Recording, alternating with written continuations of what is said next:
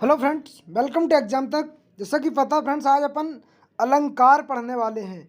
अगर आप हिंदी से रिलेटेड कोई भी एग्जाम देने जा रहे हैं फ्रेंड्स, तो अलंकार से संबंधित हर एक एग्जाम में प्रश्न आते हैं। तो हर बहन हर भाई से यही निवेदन होगा, अगर चैनल सब्सक्राइब नहीं किया तो सबसे पहले सब्सक्राइब कर लीजिए, क्योंकि कुछ समय की ही मेहनत है। अगर कुछ समय आपने लगातार मेहनत कर ली, एक जॉब पा ली आपने, तो फिर ज़िंदगी भर बैठ करके ही खाना है, क्योंकि लगातार आपको एक ही कार्य करना है। तो बिना बोले चैनल को सब्सक्राइब कर लीजिए। आज अपन अलंकार पढ़ने जा रहे हैं फ्रेंड्स। अलंकार मुख्यतः 3 प्रकार के होते हैं: शब्दालंकार, अर्थालंकार, उभयालंकार। तो शब्दालंकार में फ्रेंड्स क्या क्या आते हैं, जैसा कि मैंने डिस्प्ले में बनाया हुआ है: अनुप्रास, यमक, श्लेष, पुनरुक्ति, विपसा, वक्रोक्ति।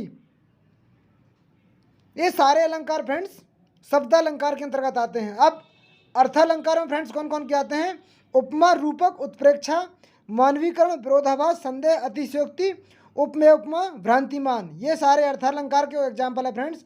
उभयालंकार, संसृष्टि, संकर, ये सारे उभयालंकार के फ्रेंड्स हैं। तो बिना किसी देरी के फ्रेंड्स अपन अब सारे अलंकारों को पढ़ने जा रहे हैं। तो चलिए चलते हैं अलंकार की। सर्वाधिक पूछा जाने वाला चैप्टर फ्रेंड हिंदी का जबरदस्त तरीके से आपको समझाया जाएगा, आपके माइंड में एकदम सेट कर दिया जाएगा। आज आपने अलंकार का पूरा वीडियो देख लिया तो ये समझ लीजिए आपकी सारी टेंशन खत्म। जैसा कि पता फ्रेंड्स, अलंकार अलंकार कई बार संधि से ही पूछ लिया जाता। अलंकार में कौन सी संधि है, तो अलम प्लस कार यानी कि व्यंजन संधि है। यहाँ अलम अलम का अर्थ होता है आभूषण या गहना। यहाँ अलम का अर्थ होता है आभूषण या गहना। और अपन बोल सकते हैं कि मतलब कई बार आपसे डायरेक्टली पूछ लिया जाता है अलंकार में कौन सी संधि है, तो अलंकार में व्यंजन संधि है। अब अलम का मतलब क्या है, तो आभूषण या गहना या काव्य की शोभा बढ़ाने वाले तत्व को अलंकार कहते हैं। आप ये भी जान सकते हैं फ्रेंड्स कि अलंकार किसको कहते हैं, तो काव्य की शोभा बढ़ाने वाले तत्व को अलंकार कहते हैं। आई होप आपको समझ में आ गया होगा। अब फ्रेंड्स, अर्थ के आधार पर अलंकार कितने प्रकार के होते हैं, तो आप लोगों के सामने मैं वही लेकर के आया हूँ फ्रेंड्स। अर्थ के आधार पर अलंकार 2 प्रकार के होते हैं। पहला शब्दालंकार है, दूसरा अर्थालंकार। जैसा कि मैंने आपको फर्स्ट में ही बताया, डिस्प्ले के सामने एक ऐड करके बताया आपको, अलंकार 2 प्रकार के मुख्यतः माने गए हैं, तो शब्दालंकार और एक अर्थालंकार। हर बहन हर भाई से यही प्रयास होगा कि अभी एग्जाम नहीं, अभी मेहनत कीजिए, लगातार सफलता आपके चरणों में होगी। बिना किसी देरी के चैनल को सब्सक्राइब कर लीजिए, अपने मित्रों को जरूर शेयर कीजिए। पर पढ़ते अलंकार के भेद, जैसा कि फ्रेंड्स आप लोगों के सामने आ गया अर्थालंकार। अर्थालंकार से नाम से स्पष्ट हो जाता फ्रेंड्स, जब पंक्ति में योजक चिन्ह आए। देखिए ध्यान से देखिए, उपमा अलंकार, जब पंक्ति में योजक चिन्ह आए, शब्द में सा सी से, ये बहुत इंपॉर्टेंट है, योजक चिन्ह के बाद सा सी से सरिस आए तो वहाँ पर उपमा अलंकार होता है। देखिए फ्रेंड्स, जब पंक्ति में योजक चिन्ह आए, शब्द में सा सी से आए, तो वहाँ पर हमेशा उपमा अलंकार होता है। आई होप आपको यहाँ समझ में आ गया होगा।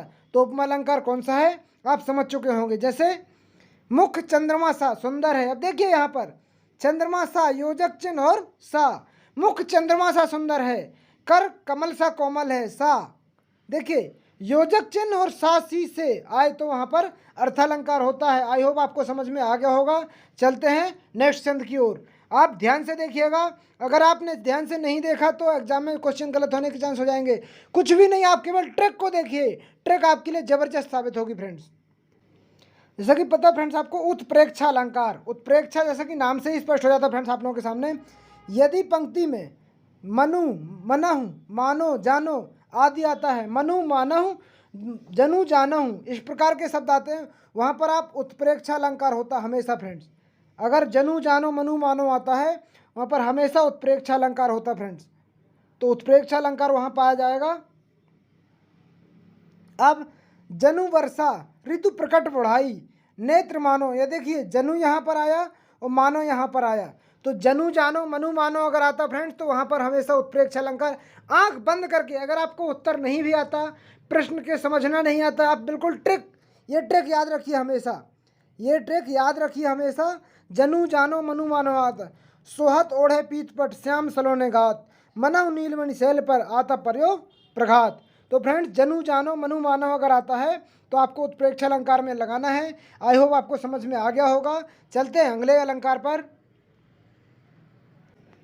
इसके आगे आ गया फ्रेंड्स अतिशयोक्ति अलंकार। अतिशयोक्ति अलंकार जैसा कि नाम से ही स्पष्ट है फ्रेंड्स, अतिशयोक्ति जहाँ किसी गुण या स्थिति को बढ़ा चढ़ा कर वर्णन किया जाता है, जहाँ किसी भी बात को बढ़ा चढ़ा के बताया जाता है, वहाँ पर हमेशा अतिशयोक्ति अलंकार होता फ्रेंड्स। आगे नदियाँ पड़ी अपार, घोड़ा कैसे उतरे पार, राणा ने सोचा इस पार, तब तक चेतक था उस पार। मतलब आपको यहाँ पर हमेशा अतिशयोक्ति ही बतानी, मतलब किसी बात को बढ़ा चढ़ा के बताना ही अतिशयोक्ति अलंकार है फ्रेंड्स, जैसा कि आपको यहाँ एग्जाम्पल में भी समझ में आ रहा है। आई होप आपको समझ में आ गया होगा। चलते हैं अगले अलंकार की ओर अपन। अगला फ्रेंड्स आ गया आप लोगों के सामने मानवीकरण अलंकार। मानवीकरण अलंकार में क्या फ्रेंड्स, जब प्राकृतिक वस्तुओं में, पेड़ पौधे, बादल आदि में मानवीय भावनाओं के होने का वर्णन हो, वहाँ मानवीकरण अलंकार होता है। मतलब जब प्राकृतिक पौधे, पेड़ पौधे, बादल आदि में मानवीय भावनाओं का वर्णन होता है, वहाँ मानवीकरण अलंकार होता है।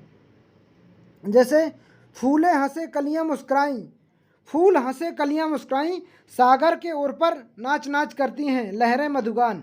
मतलब ये देखिए, यहाँ पर प्राकृतिक वस्तुओं पर बात हो रही है, पेड़ पौधों की बात हो रही है, तो मानवीकरण अलंकार आएगा। आई होप आपको समझ में आ गया होगा। चलते हैं अगले अलंकार की ओर। शब्दालंकार के भेद आ गए फ्रेंड्स आप लोगों के सामने। शब्दालंकार, अनुप्रास अलंकार, यमक अलंकार, श्लेष अलंकार, सबसे ज़्यादा पूछे जाने वाले चैप्टर फ्रेंड्स। अनुप्रास अलंकार, यमक अलंकार, श्लेष अलंकार, ये शब्दालंकार के भेद हैं, जबरदस्त पूछे जाते हैं फ्रेंड्स। बिना किसी देरी के इनके एग्जाम्पल पर चलते हैं, तो चलते हैं इनके बारे में।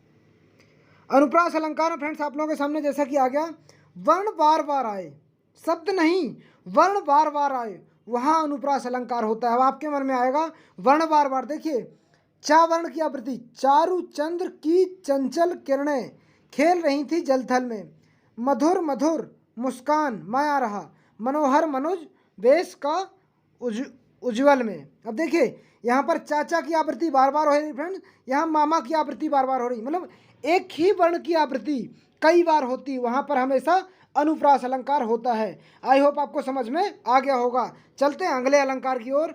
तो अब आपको कभी भी डाउट नहीं रखना है, जहाँ पर वर्णों की आवृत्ति बार बार होती, वहाँ पर अनुप्रास अलंकार होता है। अब देखिए अगला फ्रेंड्स आ गया, आपको अभी मैंने बताया था, जहाँ पर वर्ण आवृत्ति बार बार करते फ्रेंड्स, वहाँ अनुप्रास अलंकार होता है। जहाँ शब्द आवृत्ति करते हैं, शब्द मतलब जहाँ पर शब्द आवृत्ति बार बार करते हैं, वहाँ पर यमक अलंकार होता है। आई होप आपको समझ में आ गया होगा। शब्द आवृत्ति करेंगे लेकिन शब्दों के अर्थ अलग अलग होंगे फ्रेंड्स, वहाँ पर यमक अलंकार। तो कनक कनक ते सौगुनी, कनक कनक ते सौगुनी, मादकता अधिकाय, या खाए बोराय नरवाय पैराय, काली घटा की घमंड घटा। यहाँ घटा और घटा में अंतर है, दोनों शब्द अलग अलग हैं। यानी कि एक ही शब्द एक से अधिक बार आए तो वहाँ पर यमक अलंकार होता है, शब्द अलग हो। अगर वर्ण आते हैं तो अनुप्रास अलंकार, शब्द आते हैं तो यमक अलंकार। आई होप आपको यहाँ पर समझ में आ गया होगा। देखिए आप लोगों के सामने आ गया श्लेष अलंकार। एक ही शब्द में अनेक अर्थ होते हैं श्लेष अलंकार में, जैसे कि नाम से ही स्पष्ट हो जाता है, रहीमन पानी राखिए बिन पानी सब सून, पानी गए न उबरे मोती मांस चून। पानी का पहले पानी का अर्थ क्या है, पानी का पहला अर्थ मनुष्य के संदर्भ में है, रहीमन पानी राखिए, जब इसका मतलब विनम्रता से है। रहीम करा रहे मनुष्य में हमेशा विनम्रता पानी होना चाहिए। पानी का दूसरा अर्थ है आभा, तेज या चमक से है, जिसके बिना मोती का कोई मूल्य नहीं होता। आई होप आपको श्लेष अलंकार की परिभाषा भी समझ में आ चुकी होगी। तो ये श्लेष अलंकार के बारे में फ्रेंड्स। चलते हैं अगले अलंकार में क्या है। मुझे उम्मीद है फ्रेंड्स आप लोगों को अलंकार नामक चैप्टर बहुत अच्छे से समझ में आ गया होगा। तो अगर अभी तक आपने चैनल को सब्सक्राइब नहीं किया, सब्सक्राइब कर लीजिए। अगर आपको थोड़ा सा भी यूज़फुल लगा है तो अपने मित्रों को ज़रूर शेयर कीजिए। मिलते हैं अगले वीडियो में ऐसी कोई भी टॉपिक के साथ। जब तक के लिए जय हिंद, जय भारत।